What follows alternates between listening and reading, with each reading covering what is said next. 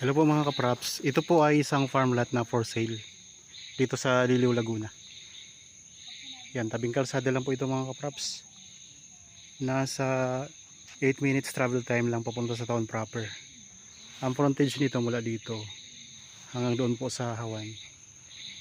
So nasa ano po mga kapraps, 30 meters.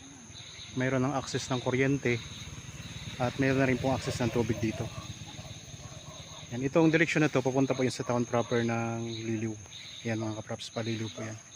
Tapos dito sa kabila, dito po ay papunta naman po ito sa iba pang barangay. Tapos padadaanan natin dyan yung Ismeris Farm. At saka malapit na rin po ito sa Kilangin Falls mga kapraps. Sa ngayon may mga tanim ito na mga gulay. Ayan, tinamnan po nila yan. Maganda kasi ang lupa dito, mataba ang lupa mga kapraps.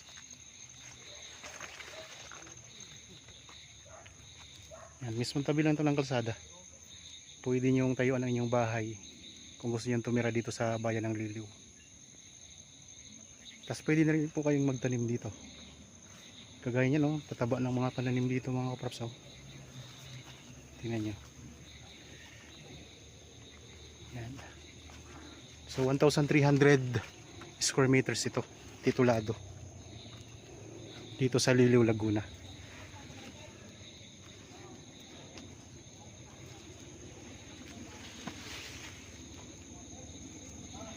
Dito tayo sa may taas na bahagi.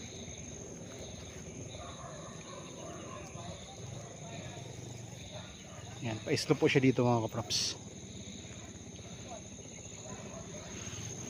Ito natin yung pinaka-boundary nito.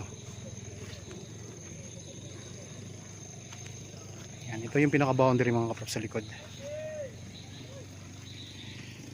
Dito sa likod medyo palalim siya. Tapos dito mga kaprops ay pa-slope yan. Yan, banayad na slope. So ulitin ko lang po, ang sukat nito ay 1,300 square meters titulado sa bayan ng Liliw. Nasa 8 to 10 minutes travel time lang po ang distansya nito sa town proper. May access na ng kuryente at saka meron na rin pong access ng tubig. Dito sa Liliw ay sagana sa tubig mga kapraps. Kaya karamihan dito libre na ang tubig. Tapos sariwa ang hangin, malamig. Kahit hindi po bare months mga kapraps, malamig dito. Okay, kung nagustuhan nyo po, kontakin nyo lang po kami. So maliit lang po na lote ito, 1,300 square meters, titulado, isang farm lot sa Liliw, Laguna. Mismong katabi ng kalsada yan.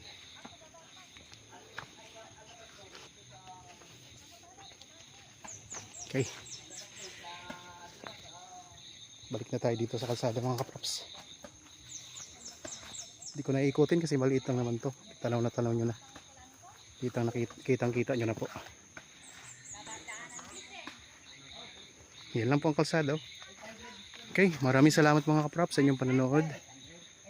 God bless po sa ating lahat.